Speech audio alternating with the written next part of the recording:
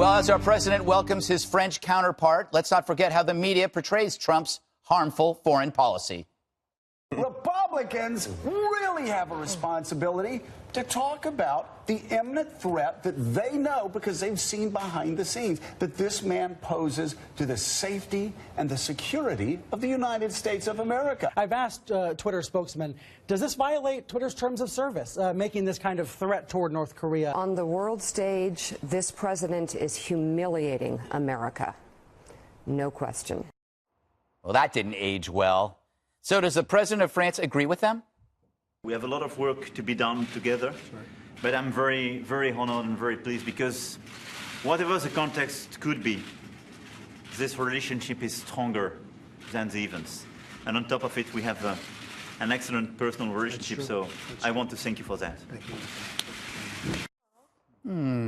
Our poor media. The sophisticated European adores our president. And why shouldn't he? He is adorable. It's a great honor that you're here. But we do have a very special relationship. In fact, I'll get that little piece of dandruff for that little piece. We have to make him perfect. He is perfect. Oh, my God.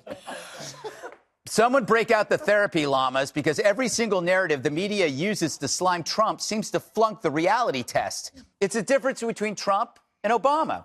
Obama was beloved by our media, but our global adversaries saw him as a mark. Trump is despised by the media, but effective on the world stage. Let's review that world stage, shall we? Well, ISIS is more than handled for now. North Korea, bold moves by Trump may create an historic thaw. Syria, he drew red lines and then he enforced them. He made that historic visit to the homes of each major religion. He embraced the new Saudi leader, a key ally. He recognized Jerusalem as Israel's capital. And behind it all, he's rebuilding our military, telling the world that his priorities are that. And it ain't the vanishing polar bears. In short, Obama was the substitute teacher you could spin in 6 different directions. Trump is the scary football coach who runs detention. Here's what he said about Iran. If Iran threatens us in any way, they will pay a price like few countries have ever paid. Wow. There's a pattern here. When Trump enters the equation, an actual reset takes place, a reset that creates chaos, but it's chaos by design. As any negotiator knows, you can't play an adversary that you can't figure out. Trump's greatest asset, unpredictability, and he knows it. It's only our media who hasn't figured that out yet. They're still stuck on Trump's spelling errors. So, Pete, on a scale of 1 to nothing, to 10, everything. Is Donald Trump the greatest president that has ever lived? Indeed. Can I buy an 11? Yes. Please. That was a layup. Yes. I got to tell you Come something. on. I mean, you nailed it. I will give you your kudos. Thank you. As I know you appreciate. I enjoy a good kudo. The unpredictability is the key. When you're strong and you have confidence and you believe in American power, then people, your adversaries fear you and your allies respect you. And in some ways, what President Trump has done is a layup in foreign policy. He decided to stand by our traditional allies, right, and stand up to the enemies of the free world. Yeah. Whether it's China on trade, whether it's North Korea, whether it's dictators, whether it's Iran. I think he'll scrap the Iran deal in spite of Emmanuel Macron's attempts to do otherwise. We haven't needed the French since, I think, 1775, but it's nice to have him. It's good to have him then, that's for sure. Yes, exactly. You know, Juan, They've been resting. Juan, you were saying in the green room to me earlier, I have to admit, Donald Trump is the greatest president that ever lived. I overheard it. Yeah. Pete bought an 11. I'm looking for a 12. But maybe it's a baker's dozen, because I think 13 is the bad luck here. Oh, my gosh. That was pretty good, I have to say. I am struck by what you're saying, because when I think about foreign policy, and I think to myself, wait a second, this is the guy you say enforced a red line. Of course, he was saying we should get out of Syria. Right. And then you had Republicans saying, oh, no, you better stay because you don't want to start any trouble. You need a force there. And then he supposedly enforces a red line. And, of course, then you have people saying, well, this was pretty ineffectual. He didn't do much here. So what is exactly the strategy? We don't have a strategy. And then I think to myself, well, let me listen to Greg. Greg is saying this guy is a great foreign policy leader. So I think to myself, well, that must mean that Macron has come across the ocean and he's saying, oh, Mr. President, thank you. Right. But in fact, he's saying you're wrong on the Iran deal. He's saying you're wrong on trade. He's saying you're wrong on Syria. And then Angela Merkel is coming at the end of the week, and she's going to, is she going to pat President Trump out? No, she's going to enforce what Macron has said to Trump about disagreements. But the thing that's interesting about President Trump when he has these meetings, whether it's with adversaries or whether it's with allies, is he always focuses on the agreement first. And as you've seen him come through the first year of his presidency, he has emboldened the allies, and he's kind of distanced himself from the people who aren't necessarily in our interest. Turkey is one of those examples. When it comes to Syria, he addressed that today. He talked about the Iran deal, he talked about the Syria strategy being, look, we want to get out eventually, but we have to have a plan because we don't want the Mediterranean, as he said, to be a free-for-all for the Iranians, and we're controlling that territory now. When it comes to the Iran deal, I also believe, based on the president's rhetoric in the past few months and also today, he said it was built on decaying foundation and has continued to decay, that the language is telling us he's going to scrap it. But the agreement is not necessarily, or the disagreement isn't necessarily the Iran deal is bad. There's agreement on that. There's just disagreement about how to fix it. Yeah, what's plan B? And whether you can fix it. Yeah, so they're going to tag team him a little bit European style, right? So you had somebody that he has a very good relationship with interpersonally, has a lot of charm and warmth, and they seem to get along, besides the dandruff comment, well with one another. Head and shoulders, You somebody. can really trust somebody when you do that, when you pick dandruff off their tire. No, Not just but the animals, gonna lie to they you. groom each other and pick them, but then they usually eat the butt. Yeah, but I the saw it on problem National is Geographic. the problem is What? that he's calling out the guy for having dandruff. Well, Yes. that's like a little bit, yeah, but you know, anyway. He is who he is. The French like that. The French like that. They have a glass of wine later and they forget all about it.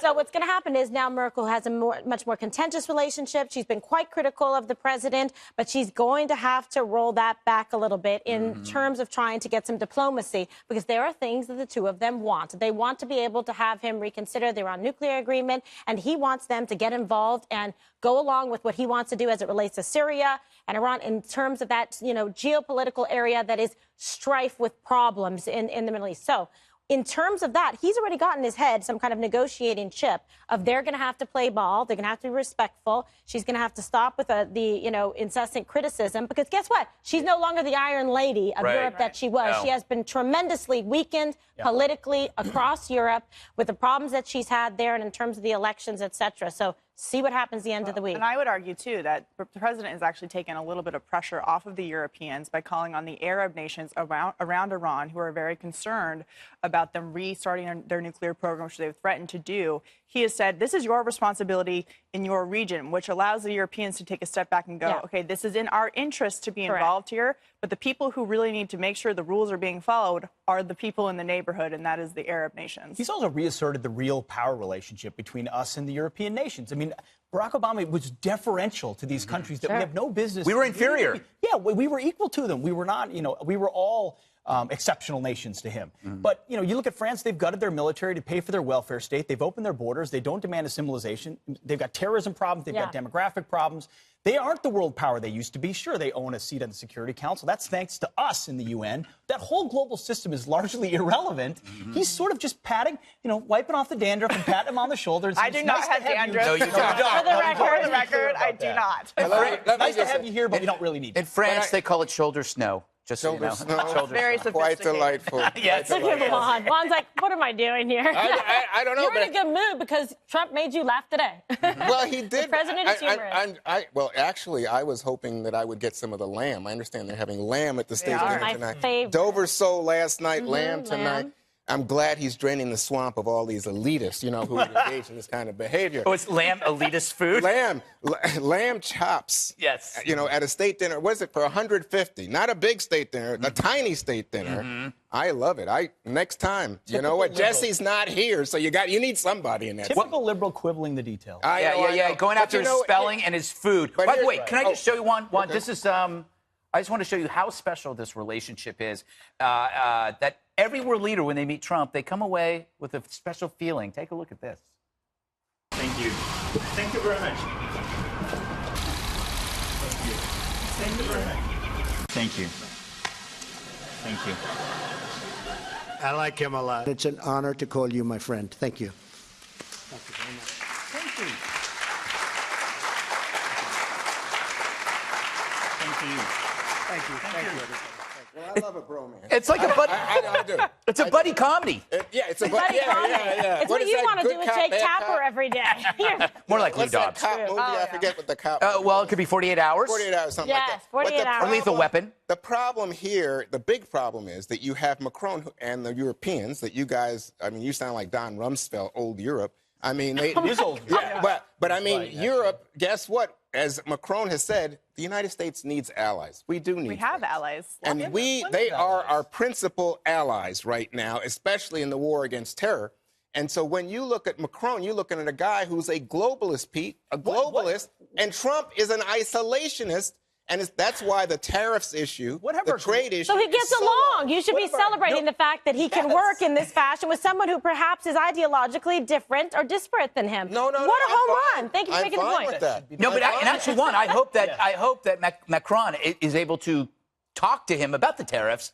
Maybe the tariffs is part of a bigger thing that Trump is working on to get like something that we're not seeing. Because I hate tariffs, and I hope that changes. But it seems to me that he listens to him about Syria. He listens. Yeah, but Larry Kudlow is in there now, so Wasn't let's Europe see. exempted from the tariffs? I thought. No. They have. No, the tariffs would affect Europe and specifically the French. I recall They haven't happened. Sarah Sanders saying that they took them off. They but I haven't could be happened wrong. yet. Shall we move on, you guys? Cheese and wine is still going to come in here. Don't worry. Yeah, All right. Exactly.